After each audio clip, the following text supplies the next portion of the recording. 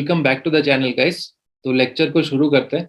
इस लेक्चर में हम लोग देखेंगे कि equilibrium constant as per kinetics कि काइनेटिक्स के हिसाब से किस तरीके से एक इक्विलिब्रियम कांस्टेंट में चेंजेस आता है, या फिर वो फॉरवर्ड में जाता है या फिर वो बैकवर्ड में जाता है। अब काइनेटिक्स का मतलब ये हो रहा है कि वहां पे जो मॉलिक्यूल्स है उसमें क्या होगा, बहुत सारे कोलिजन्स होंगे, तभी तो वो प्रोडक्ट में फॉर्मेशन होगा। उसके बारे में डिटेल में हम लोग देखेंगे। नेक्स्ट हम लोग देखेंगे कि calculation of degree of dissociation bye vapour density measurement. Vapour density हमने ऑलरेडी पढ़ा हुआ है। क्या होता है कि वेपर डेंसिटी होता है that is molecular mass M M molecular mass divided by 2, right.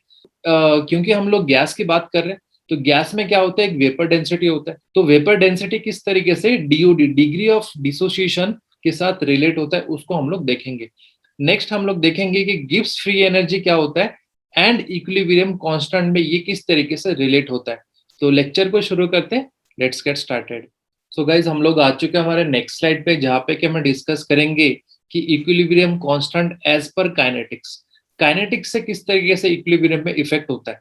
अब देखो, काइनेटिक्स का मतलब क्या है। काइनेटिक्स का मतलब होता है मोशन। तो अगर हम किसी भी गैस का मॉलिक्यूल्स के बारे में बात करें, तो गैस मॉलिक्यूल्स क्या होते हैं, वो रैंडमली मूव करते रहते हैं, वो कंटिन्यूसली वॉल में स्ट्राइक करते रहते हैं। तो इनमें क्या होता है कि in any gas system different gas molecule travel with different speed. अलग अलग जिनका स्पीड होता है, जो कि हम लोग एवरेज स्पीड बोल दो या आरएमएस स्पीड बोल दो, वो गैस जो है डिफरेंट स्पीड में वो मूव करते रहते हैं। The molecule collision with lower energy can never cause the bond cleavage। मतलब कि देखो, अगर किसी भी मॉलिक्यूल में क्या होता है कि अगर बहुत ही कम एनर्जी होता है ना, तो वो कभी प्रोडक्ट में फॉर्मेशन होगा ही नहीं, right, and hence can not result in the product formation. अब इसी को ही आप देखो, एक ऐसे समझो कि मान लो हमें एच आई बनाना है, ठीक है। अब एच आई बनाने के लिए हमें रिएक्टेंट क्या क्या जरूरत होती है। रिएक्टेंट चाहिए हमें H2 gas plus I2 gas, ठीक है। मान लो कि हमें बहुत सारे क्वांटिटी में ले लिया, तो यहाँ पे क्या होगा, एक कंटेनर में जो हमने H2 और I2 को लिया ना, अब H2 I2 में बहुत सारे जो मॉलिक्यूल्स है, उनमें मान लो कि बहुत ही कम एनर्जी है। तो कम एनर्जी है तो उनमें क्या होगा, वो कोलिजन नहीं होगा। कोलिजन नहीं होगा तो वहां पे क्या होगा, वो प्रोडक्ट जो है वो फॉर्मेशन नहीं कर पाएंगे। अब यहाँ पे वही लिखा हुआ है, hence they can not result the product formation. Product formation के लिए हमें क्या चाहिए, एक प्रॉपर ओरिएंटेशन, प्लस उनमें क्या होगा, एक बहुत ही ज्यादा या फिर एक मिनिमम अमाउंट ऑफ एनर्जी होगा, जिससे कि वो कोलिजन करेगा, और कोलिजन के बाद जो है वो एच आई बनाएगा, राइट। तो यहाँ पे स्टेटमेंट को देख लेते हैं। Only those molecule collision result the formation of product in which the molecules which collide with a certain minimum energy। अगर मिनिमम अमाउंट ऑफ एनर्जी ये H2 और I2 में होता है, तभी ये HI बना पाएगा। अगर नहीं होता है तो ये HI बना नहीं पाएगा। देखो, उसके बाद देखो कि थ्रेशोल्ड एनर्जी क्या है। Threshold energy, the minimum amount of energy in which the colliding molecule must possess in order to make the chemical reaction occur. देखो, अब इसको ऐसा समझो कि H2 और I2 के पास एक certain minimum amount of energy होना चाहिए, जो मिनिमम अमाउंट ऑफ एनर्जी जो है वो प्रोडक्ट फॉर्मेशन के लिए हेल्प करेगा। उस मिनिमम अमाउंट ऑफ एनर्जी को हम लोग बोलते हैं थ्रेशोल्ड एनर्जी। अगर उनके पास मिनिमम अमाउंट ऑफ एनर्जी नहीं होगा तो क्या होगा, यहाँ पे क्या होगा, H2 और I2 जो है उनमें रिएक्शन नहीं होगा। तो रिएक्शन होने के लिए क्या चाहिए हमें, हमें मिनिमम अमाउंट ऑफ एनर्जी चाहिए, जिसको कि हम लोग कहते हैं threshold energy. I guess threshold energy आपको समझ में आ गया होगा। सो गाइज, हम लोग आ चुके हैं हमारे नेक्स्ट स्लाइड पे, जहाँ पे कि हमें डिस्कस करना है एक्टिवेशन एनर्जी। देखो, एक्टिवेशन एनर्जी नाम से ही पता चल रहा है कि एक्टिवेट करना, ठीक है ना। ये इसका स्टेटमेंट क्या है कि the minimum amount of energy required to make active participated of almost all the molecule in a reaction is called activation energy. अब देखो, इसको ऐसा सिंपली समझो कि कोई भी एक केमिकल रिएक्शन में जो amount of energy product formation के लिए रिक्वायरमेंट होता है, ठीक है। अब इसको देखो ऐसा समझो कि यहाँ पे एक बॉल है, ठीक है। अब ये बॉल को क्रॉस करना है इस पोजीशन पे, तो ऑब्वियसली बात है ये इस पहाड़ को क्रॉस करके जाएगा। अब यहाँ पे ये जो पहाड़ क्रॉस करके जाना है, उतना अमाउंट ऑफ एनर्जी इस बॉल के पास होना चाहिए, तभी तो ये पहाड़ को क्रॉस करके जाएगा। तो इस पहाड़ को क्रॉस करने के लिए जितना अमाउंट ऑफ एनर्जी उसको चाहिए, मिनिमम इतना तो चाहिए ना, इससे ऊपर होगा हाँ ठीक है, यहाँ से कूद के वो चला जाएगा, बट मिनिमम इतना अमाउंट ऑफ एनर्जी चाहिए जिससे कि वो प्रोडक्ट फॉर्मेशन के लिए या फिर इस पॉइंट में आने के लिए उसको चाहिए, राइट। तो इस बॉल को जितना अमाउंट ऑफ एनर्जी चाहिए इस छोटे से पहाड़ को क्रॉस करने के लिए, उसी को कहते हैं एक्टिवेशन एनर्जी। अब देखो activation energy and threshold energy में क्या डिफरेंस है। अब डिफरेंस ये है कि यहां से लेके इस पॉइंट तक ना, इसी को कहते हैं थ्रेशोल्ड एनर्जी, बट यहाँ पे एक्टिवेशन एनर्जी यहां से लेके यहां तक, इसी को कहते हैं एक्टिवेशन एनर्जी। तो आई गेस ये दोनों पॉइंट आपको समझ में आ गया होगा। अब एक प्रैक्टिकल एग्जांपल ले लेते हैं जहां पे कि H2 प्लस I2, ठीक है, जो कि हमने प्रीवियस स्लाइड में देखा हुआ है। देखो H2 प्लस I2, अब H2 प्लस I2 क्या बनाएगा, 2HI बनाएगा, राइट। तो ऑब्वियसली बात है सारे के सारे जो मॉलिक्यूल्स हमने H2 और I2 के लिए वो प्रोडक्ट तो नहीं बनाएगा, तो यहाँ पे कौन सा वो प्रोडक्ट बनाएगा, जो जिन जिन मॉलिक्यूल के पास मिनिमम अमाउंट ऑफ एनर्जी चाहिए, तो यहाँ पे क्या होगा, वो मॉलिक्यूल जो है यहां से लेके यहां तक उतना अमाउंट ऑफ एनर्जी उनके पास चाहिए, तो इस अमाउंट ऑफ एनर्जी को कहते हैं एक्टिवेशन एनर्जी, राइट, ईए। तो उसके बाद देखो अब यहाँ पे थ्रेशोल्ड एनर्जी क्या है, थ्रेशोल्ड एनर्जी जो है यहां से लेके यहां तक, यहां से आपको जो पॉइंट दिख रहा है ना, ये जो लाइन है और नीचे तक, ये होगा उसका थ्रेशोल्ड एनर्जी, ठीक है, इसको कहते हैं थ्रेशोल्ड एनर्जी। अब यहाँ पे और एक टर्म हम लोग पढ़ेंगे, दैट इज डेल्टा एच। अब डेल्टा एच क्या है, ये होता है चेंज इन एंथैल्पी, राइट। अब चेंज इन एंथैल्पी है, अब चेंज इन एंथैल्पी को हम लोग ये भी लिख सकते हैं, that is E A forward, ठीक है, माइनस ई ए बैकवर्ड। अब ये जो स्टेटमेंट हमने कैसे लिखा कि अगर मान लो इक्विलिब्रियम रिएक्शन है तो ऑब्वियसली बात है वहां पे फॉरवर्ड और बैकवर्ड तो होगा ही, तो फॉरवर्ड और बैकवर्ड का जो चेंज है उसी को कहते हैं change in enthalpy. I guess ये पॉइंट आपको समझ में आ गया होगा। सो गाइज हम लोग आ चुके हैं हमारे नेक्स्ट स्लाइड पे, जहाँ पे कि हमें डिस्कस करना है कि रिलेशन बिटवीन इक्विलिब्रियम कांस्टेंट के एंड टेम्परेचर में क्या रिलेशन है, ठीक है। तो ये जो रिलेशन है ये ऑलरेडी हमने देख चुके हैं। तो इनमें जो रिलेशन होता है that is ln K2 by K1 is equal to del H divided by 2.303 R into 1 by T1 minus 1 by T2, ठीक है। तो ये जो रिलेशन है इसको हम लोग ना डिराइव करेंगे, तो याद रखे लेना, ये एग्जाम पॉइंट ऑफ व्यू से ये डेरिवेशन जो है वो इम्पोर्टेंट नहीं है, बट एज अ नॉलेज ये मैं इसको डिराइव कर रहा हूँ, ठीक है। तो इसके लिए हमें क्या क्या चाहिए, थोड़ा सा मैं लॉगरिदम का आइडिया आपको दे देता हूँ कि ln e to the power minus x, ये जो है इसका वैल्यू होता है माइनस एक्स। उसके बाद ln x minus ln y, ठीक है, इसका जो वैल्यू होता है that is ln x by y होता है, ठीक है। तो ये जो है ये प्री रिक्वेजिट है, इसको आपको ध्यान रखना है क्योंकि हम लोग डेरिवेशन में ये सारी चीजें जो है वो यूज करेंगे। तो स्टार्ट करते हैं कि जो इक्विलिब्रियम था किसी भी केमिकल इक्विलिब्रियम में, ठीक है, तो वहां पे क्या होता है आपका रिएक्टेंट जो है वो प्रोडक्ट में फॉर्मेशन होता है। अब इनमें जो दो रिएक्शन हम लोग देखते हैं, एक तो होता है वो फॉरवर्ड रिएक्शन, दूसरा होता है उसका बैकवर्ड रिएक्शन। तो फॉरवर्ड एंड बैकवर्ड रिएक्शन के लिए हमको जो चाहिए K इज इक्वल टू, के क्या होता है equilibrium constant Kf, that is forward equilibrium constant divided by equilibrium constant backward, ठीक है।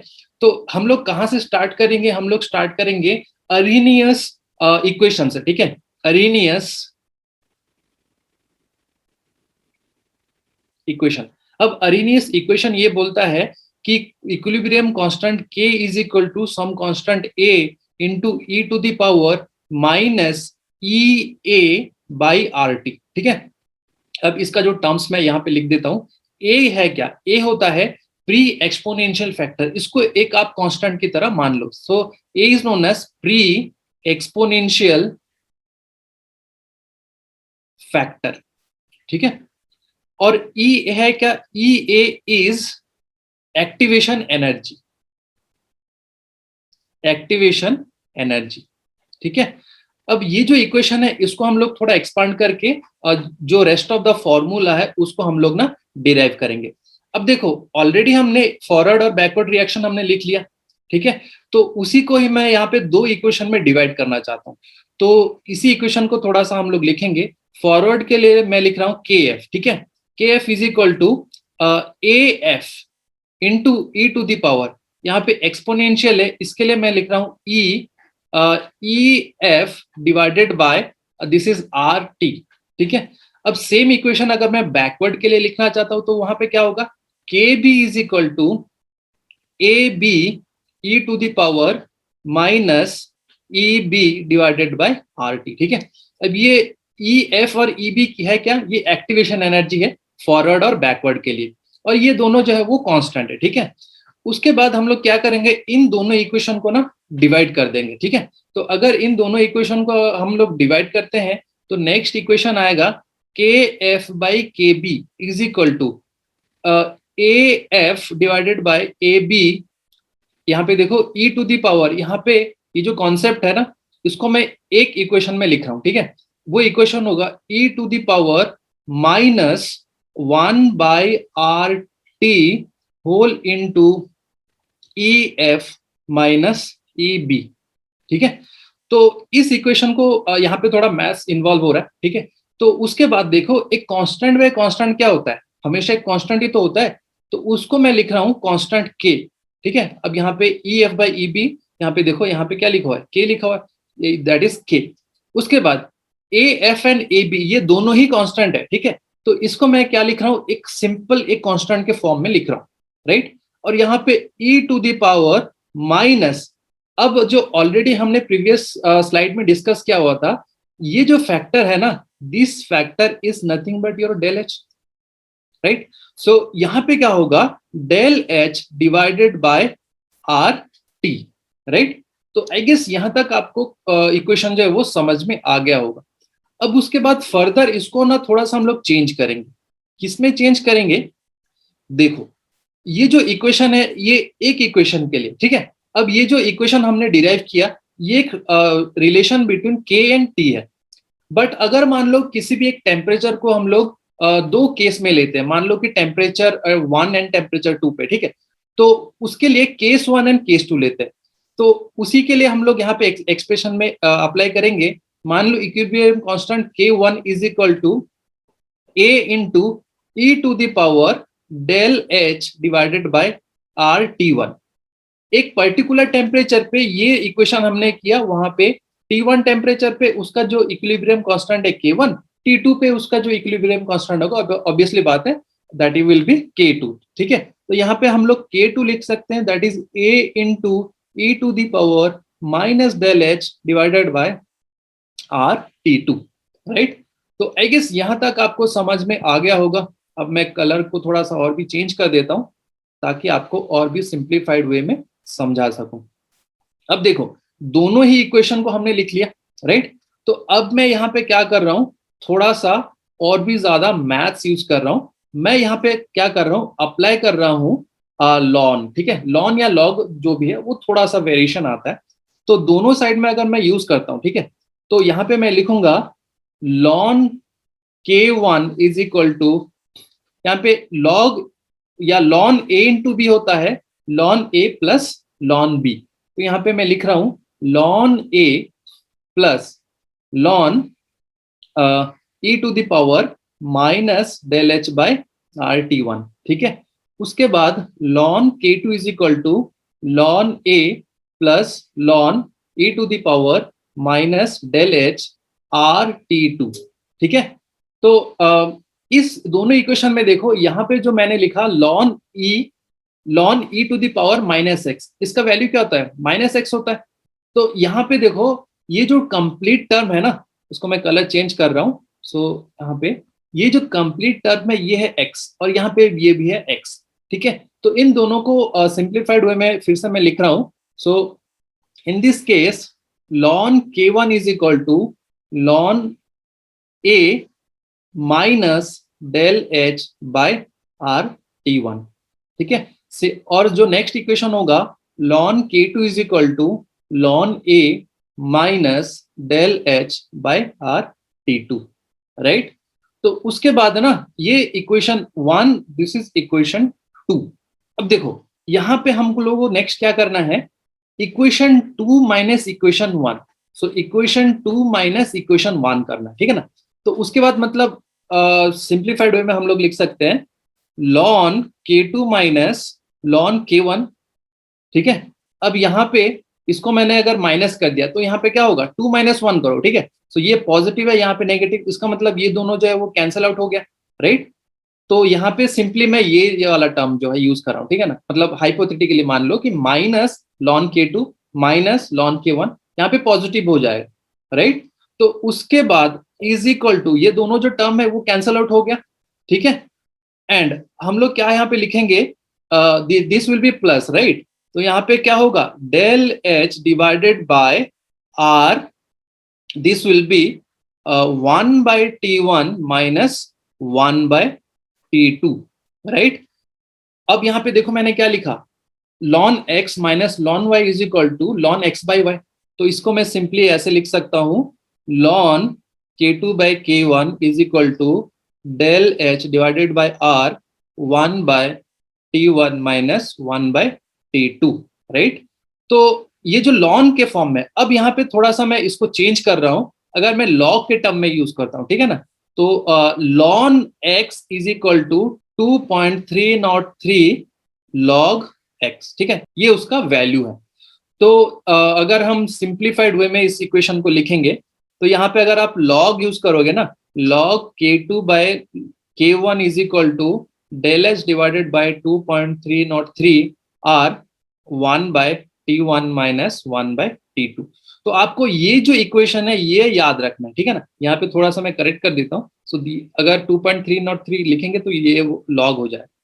तो ये इक्वेशन आपको याद रखना है, और इतना जो डेरिवेशन किया है वो आपके अंडरस्टैंडिंग के लिए है।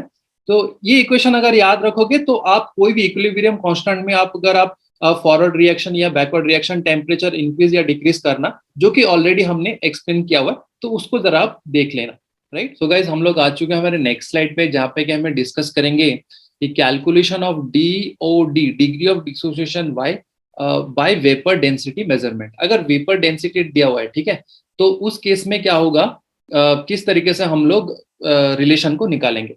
तो इसके लिए हम लोग इक्वेशन लेते हैं PCl5, ये गैसेस के फॉर्म में है, is equilibrium with PCl3 plus Cl2, ठीक है।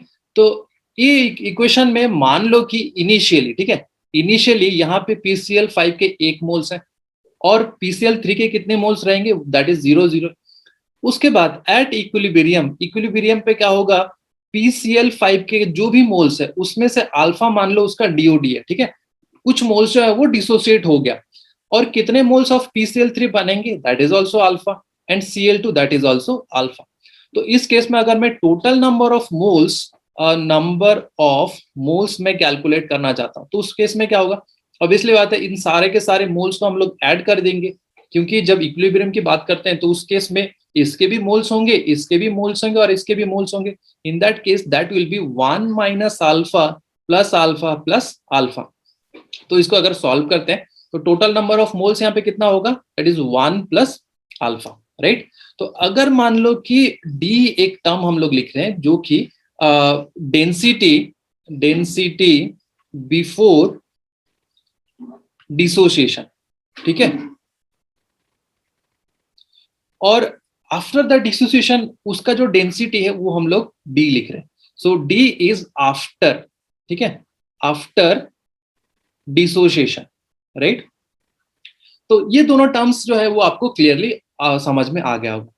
अब देखो हमें क्या पता है डेंसिटी क्या होता है, density inversely proportional to volume होता है, राइट।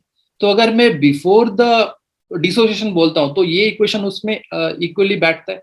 अगर मैं आफ्टर द डिसोसिएशन बोलता हूं तो क्या बैठेगा, दैट इज इक्वल टू, यहाँ पे नंबर ऑफ मोल्स क्या है, 1 प्लस अल्फा। तो in that case 1 plus alpha whole into V, ये जो है ये आफ्टर द डिसोसिएशन, ठीक है। अब आफ्टर द डिसोसिएशन के बाद देखो इन दोनों इक्वेशन को ना आप डिवाइड कर दो, ठीक है, दिस इज 1 दिस इज 2। तो इन दोनों डिवाइड करेंगे तो d/d क्या होगा यहाँ पे, that is 1/V whole divided by 1/1 plus alpha whole into V, right. तो इसको थोड़ा सा आप रीअरेंज करो, यहाँ पे आपको मिलेगा, अब यहाँ पे V और V जो ये कैंसल आउट हो गया, तो in that case 1 plus alpha, ठीक है। तो हमें क्या निकालना है, हमें निकालना है अल्फा और वेपर डेंसिटी में क्या रिलेशन है। तो देखो सिंपली 1 प्लस अल्फा जो है that is equal to before the density and after the density. अब थोड़ा सा इसको रिअरेंज करेंगे, that will be alpha is equal to यहाँ पे d by d minus 1 and this will be d minus d divided by d. तो यहाँ पे आपको टेक होम मैसेज इज ये इक्वेशन आपको याद रखना है, जो कि alpha is equal to d minus d divided by D ये होता है। सो गाइज हम लोग आ चुके हैं हमारे नेक्स्ट स्लाइड पे, जहां पे कि हमें डिस्कस करना है कि when 1 mole of reactant dissociate into n moles of gaseous state, तो उस केस में क्या होगा, DOD और डेंसिटी में क्या रिलेशन है। ठीक है, अब इसको एक्सप्लेन करने के लिए 1 मोल ऑफ कोई भी गैस ले लो। अब ये डिसोसिएट हो गया n मोल्स ऑफ गैस में, दैट इज NB। ठीक है, तो इनिशियली 1 मोल ऑफ गैस था, और अब इक्विलिब्रियम पे क्या होगा, यहाँ पे 1 minus alpha moles of gas जो है वो बचे रहेंगे, राइट। मतलब अल्फा मोल जो है वो खत्म हो गया। यहाँ पे कितना बनेगा, बिकॉज दिस इज n, तो n अल्फा यहाँ पे मोल्स ऑफ गैस जो है वो बना। यहाँ पे अगर total number of moles calculate करते हैं तो टोटल नंबर ऑफ मोल्स, ठीक है ना, वो कितना होगा, that is 1 minus alpha plus n alpha, right. इसको थोड़ा सा रीअरेंज कर देते हैं। अब देखो 1 plus alpha into n minus 1, right. अब सेम केस अगर मैं d बाई डी में यूज करता हूं जो प्रीवियस केस में हमने किया, ठीक है, तो अप्लाई करते हैं प्रीवियस वाला केस जो हमारा था d बाई डी क्या है, ये हमारा टोटल नंबर ऑफ मोल्स था। Total number of moles will be 1 plus alpha into n minus 1, right. तो इससे हम लोगों को क्या फाइंड आउट करना है, हमें अल्फा फाइंड आउट करना है। तो यहाँ पे क्या होगा, अल्फा को थोड़ा मैं कलर चेंज कर देता हूँ। तो सिंपली यहाँ पे हम लोग लिख सकते हैं, इस माइनस को इधर लाओ, सो डी माइनस डी, ठीक है, divided by d is equal to alpha into n minus 1।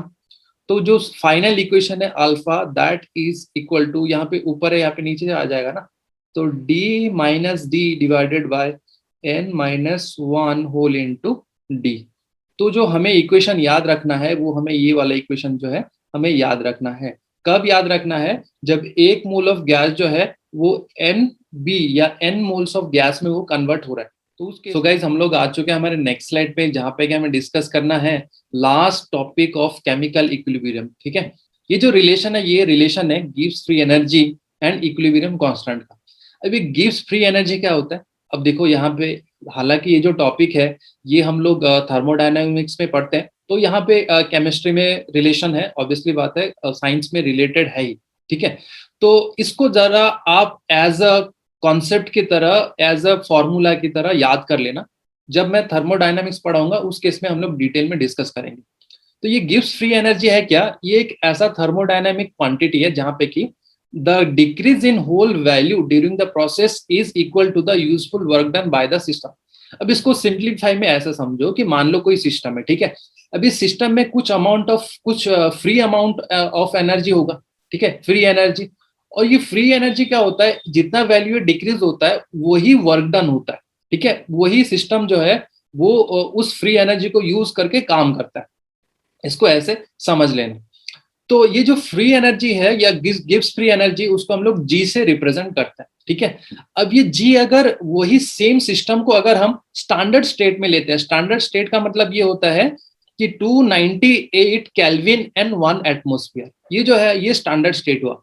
अगर स्टैंडर्ड स्टेट है तो उस केस में क्या होता है, जी को हम लोग डिनोट करते हैं डेल्टा जी नॉट। ठीक है, तो डेल्टा जी नॉट जो है that is equal to minus R T. अब R क्या है यहाँ पे, आइडियल गैस कांस्टेंट, T क्या है यहाँ पे, टेम्परेचर है, Ln तो पता ही है, K क्या है यहाँ पे, इक्विलिब्रियम कांस्टेंट है। ठीक है, अब देखो ये वैल्यू जो है या ये जो फॉर्मूला है ये आपको याद रखना है। इसी इक्वेशन को अगर मैं लॉग के टर्म्स में लिखना चाहता हूं तो क्या होगा, delta G naught is equal to, मैंने आपको बताया था लॉन एंड लॉग का conversion, so that is equal to minus 2.303 RT log K। ठीक है, तो यहाँ पे एग्जाम पॉइंट ऑफ व्यू से ये याद रख लेना, ये इक्वेशन में अगर हम K का वैल्यू जो है वो गिवन है तो K का वैल्यू डालो और इक्वेशन को सॉल्व करो। लॉग तो आपको टेबल में दिया रहेगा, तो उसको जरा आप सॉल्व कर लेना। आर एन टी का वैल्यू भी दिया रहेगा, तो जिससे कि हम लोग डेल्टा जी नॉट का वैल्यू जो है वो फाइंड आउट कर सकते हैं। एग्जाम पॉइंट ऑफ व्यू से याद कर लेना। तो आई गेस यहाँ तक आपको समझ में आ गया होगा। तो इस लेक्चर को यहाँ तक खत्म करते हैं। और ये जो लेक्चर है ये केमिकल इक्विलिब्रियम का लास्ट लेक्चर है। तो इस लेक्चर को यहाँ तक खत्म करते हैं। मिलते हैं नेक्स्ट लेक्चर पे, जहाँ पे कि हम लोग बहुत सारे क्वेश्चन जो है वो डिस्कस करेंगे। Till then, thank you guys.